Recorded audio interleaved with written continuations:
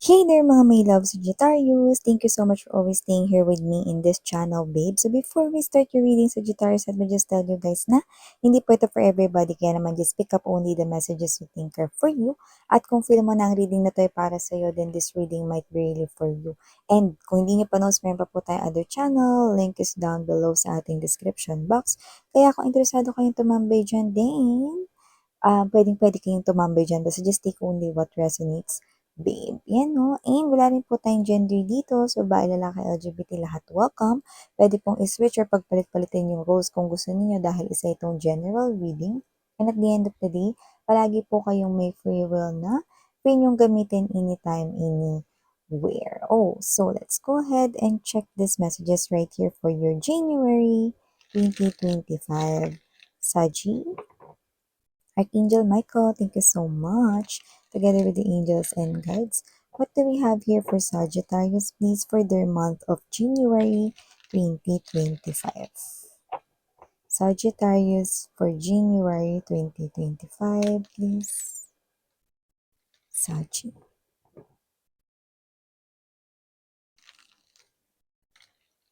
Sagittarius, January 2025. Okay, so let's go ahead and check these messages right here for you, Saji. So guys, you do have here the Nine of Wands. Nandito din po, High Priestess energy, Lover's card energy, Queen of Coins or the Queen of Pentacles. Andito din Four of Coins. Present here as well is yung Six of Coins. Empress is here as well. Moon card energy. Bottom of the deck, we have here for you guys the Page of Coins or the Page of Pentacles, Ace of Swords, and the Full card energy. Meron ako nakikita ditong opportunity na darating sa inyo related sa kaperahan, sa nakararami ha. Doon muna tayo sa related sa kaperahan. Kung related ito sa kaperahan para sa nakararami sa inyo, ang nakikita ko lang na somewhat challenging dito, malayo. Okay?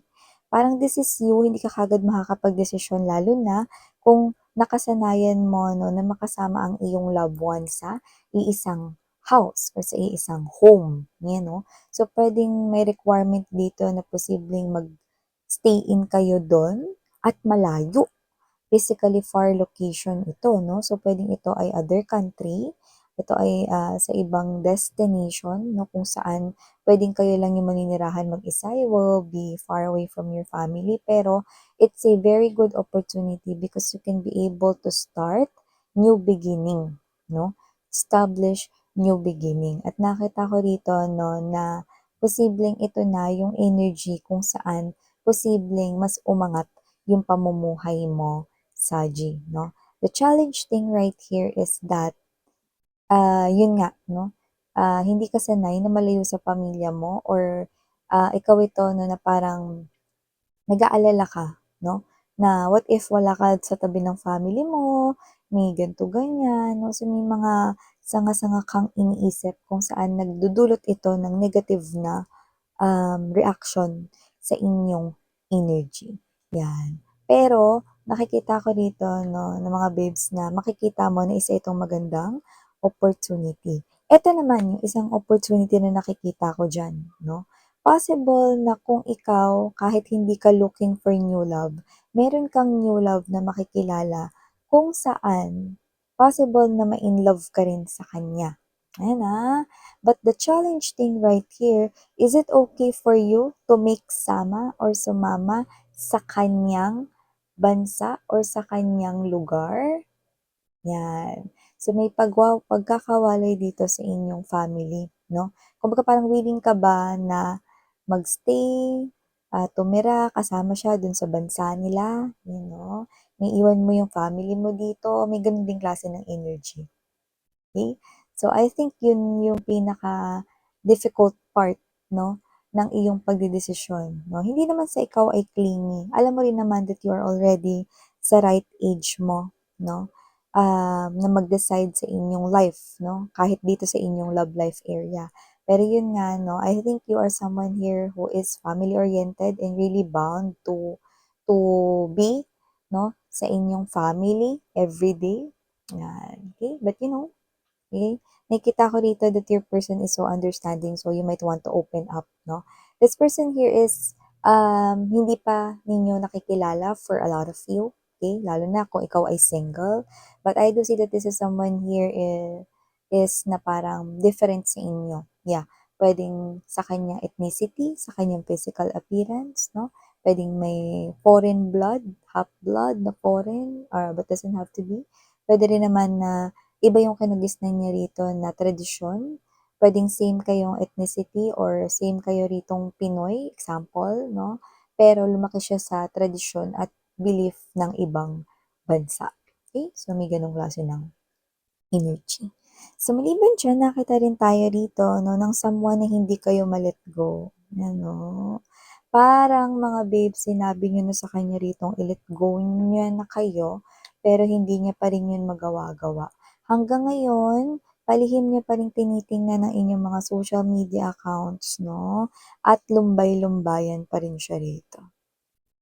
Alam mo hindi ko alam kung bakit nakukuha ko yung energy na nung time na ka-connect mo 'to, hindi 'to marunong mag-sorry. Baka may time pa nga na ikaw yung nagso-sorry sa kanya 'no, kahit na siya yung may mali, 'yan. So, tingin ko it's like a suffering sa kanyang energy, kasi this person here, possible na ni-reject mo na siya or ire-reject mo pa lang siya, pero yung energy niya rito is hindi niya yun matatanggap. So, nakikita ko rito na lumbay-lumbayan siya, possible rin na iniiyakan niya rito na hindi na kayo okay na makipag-ayos or makipagbalikan sa kanya. 'Yan. So, nakikita ko rito na yung iba meron na rin kasi kayong ka-connect, puwedeng meron na rin kayong napupusuan, iba naman puwedeng kayo ay may karelasyon na 'no or malapit na ring ikasal. Sa iba puwedeng kasal na kayo kasi nakita natin dito yung High Priestess energy na this is also a priest 'no, pero puwedeng hindi niyo lang pinagsabi or pinagkalat ito sa iba 'no. So, hindi rin nakarating siguro sa kanya yung balita 'no na kayo ay kasal na, if kasal na kayo ngayon 'no. Yung iba naman puwedeng may boyfriend, girlfriend kayo ngayon but you're keeping it private ang inyong love life 'no. So 'pag may nagtanong na lang dun lang kayo sasagot 'no, gano'n. So whether alam niya or hindi, hindi na siya welcome sa inyong life 'no. At nakikita ko rito 'no, na kung kayo man ay may ka-in relationship, ibang mensahe na 'to, Saji 'no. Kung may ka-in relationship man kayo ngayon, nakikita ko na, this person here patuloy siyang nagiging generous sa'yo. Binibigay niya rito ang pangangailangan ninyo. So, hindi ko alam kung magka-live-in ba kayo nito or mag-asawa na kayo nito. Kasi kahit mag-boyfriend, girlfriend, nakikita ko na parang asawa na yung turing niya sa inyo eh, 'no? So, nakikita ko dito na itong tao na 'to nagsusumikap, tiyaga-tiyaga, 'no? Yung kanya ritong kinikita ay ibinibigay niya sa'yo or inilalaan niya ang malaking porsyento ng kanyang sahod or kita, 'no? Negosyo man 'yan or nagwo-work siya sa isang company 'no, yung malaking portion ng kinikita niya ay nakalaan para sa inyo.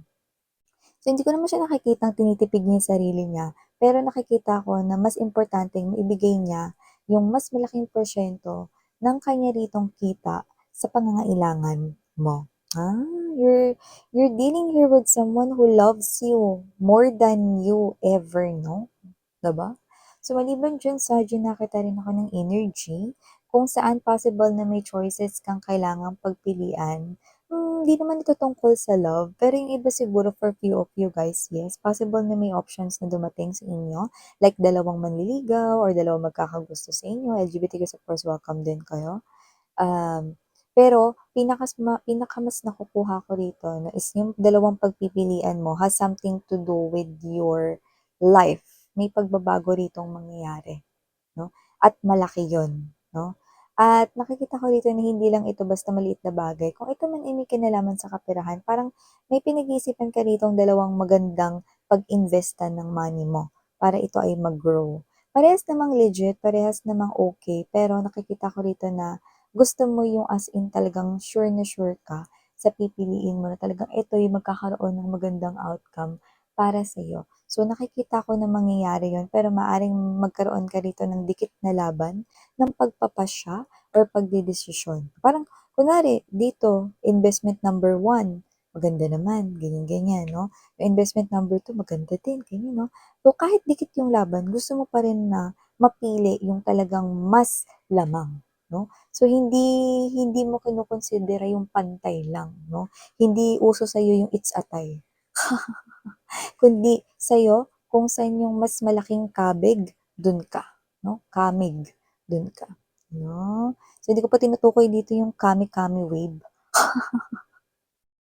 ni Goku, ni Son Goku, 'no? Kundi ang tinutukoy ko dito ay kamig, 'no? Kung saan ka rito mas makakapakinabang ng mas higit na malaki, you know? Yung iba naman doesn't have to be na may kinalaman sa pera niyo, pero maaaring may kinalaman sa pagbabago ng buhay ninyo in general, yan, 'no? So, puwedeng meron kang desisyon na kailangang gawin kung saan maaaring magbago yung buhay mo 360 degrees na ikot. Meaning to say, maaaring hindi mo na makilala yung life mo before.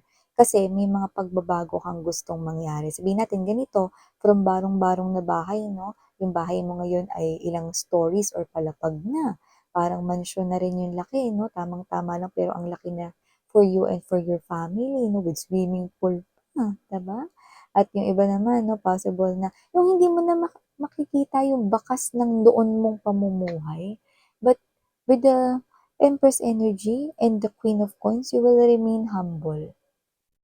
Yung iba may success na nangyayari ngayon, may improvement na sa buhay ninyo noon, 'no, na kahit konti na improvement, nakita ko rito that you stay humble. At dahil diyan mas lalo ka pang pagpapalain ni universe at yun yung hindi mo nakikita na ire-reveal ko sa'yo with the moon card energy. Alam mo kasi gusto ni universe yung mga attitude ng mga, ah, individuals or mga human beings na mga tao, 'no? Kapag binibiyayaan sila pero hindi sila mayabang, ano, mas lamang yung, pagpapasalamat ng puso nila, taos-pusong pasasalamat kaysa yung yabang na, "Uy, nakabili ako ng kotse." "Uy, Lorna, halika nga dito may sabihin ako sa'yo, nakita mo 'tong ref namin? 3 doors 'yan." May mga gano'n-gano'n pa. Hindi gano'n, because this is you, you remain Queen of Coins energy, you remain humble despite of the changes na nangyayari sa inyo positively, kaya mas papalaguin pa ni universe ang pamumuhay mo and expect hindi lang January, 'no, pero puwede ng start 'yon ng mas makikita mo pa yung mga positibong pagbabago sa buhay mo this year, 2025 will also be a blast for you, Sagittarius, 'di ba? So, maliban diyan may nakikita pala ako rito 'no, na hindi ko naman nakikita na na siya ay older than you. Actually, parang mas bata pa nga ito sa inyo.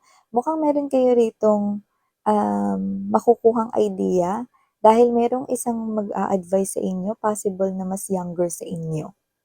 Puwedeng teenager na pamangkin ninyo, puwede rin naman na kaibigan ninyong mas bata sa inyo. Basta meron siya ritong, masasabi, parang casual na kuwentuhan lang, pero yung masasabi niya mapapakinabangan mo, ng bongga. So, I think you need to pay attention 'no, lalo na kapagka may kausap ka rito 'no, na friend mo na mas bata sa inyo or katrabaho mo mas bata sa inyo 'no, during the coffee breaks 'yan 'no, during the yosi breaks, during the lunchtime break 'no, or during yung time na parang kuwentuhan lang kayo, naku, pay attention because you're gonna hear, okay, something na posibleng makatulong at pakinabangan mo ng bongga. 'Yan. So, maliban diyan nakikita ko rin dito may mga mag mag-i-improve ba dito, mag-e-enhance ng inyong physical looks and appearance, okey. Nakikita ko rito na, go ahead, suportado kayo dito ni universe. Kung meron ditong gustong magparetoke or meron ditong gusto lang na, ibahin yung kanila ritong clothing style, hairstyle, magpa-salon or yung simpleng iba lang magpaputi 'no, 'yan 'no, kahit hindi magparetoke 'yan. Suportado kayo dito ni universe kasi part talaga 'yan ng change 'no. Ibig sabihin you're changing, sweetheart, that's why you're attracting, positive changes as well sa inyong life, 'yan 'no. Tsaka 'wag na kayong magulat may mga sa January may mga makikita lang kayong mga taong ayaw niyong makita. Yeah, yung nangutang sa inyong tinakbuhan kayo, 'di kayo binayaran, makikita niyo siya, possible. Yung ex ninyo na tarantado, makikita niyo rin ulit. Yeah, diretsahan tayo rito mga babes, diretsahan para mas malinaw, 'di ba? So yung, ano 'to, nanggancho 'no, nangloko sa inyo, kahit hindi niyo ex, kahit na mga tao 'no, na pinakitaan niyo ng maayos na pakikitungo noon, makikita niyo sila. Bakit miss 'yan? Kasi you are now changing. That is one of the biggest clue that your life is changing. 360 degrees full. The next thing, 2026, nakikita ko marami ng mayaman na Sagittarius dito. Wow! So yeah, claim these messages right here. These are all for you, Saji. Mali ako sa yan, sarang heal, love, in light. Ayun.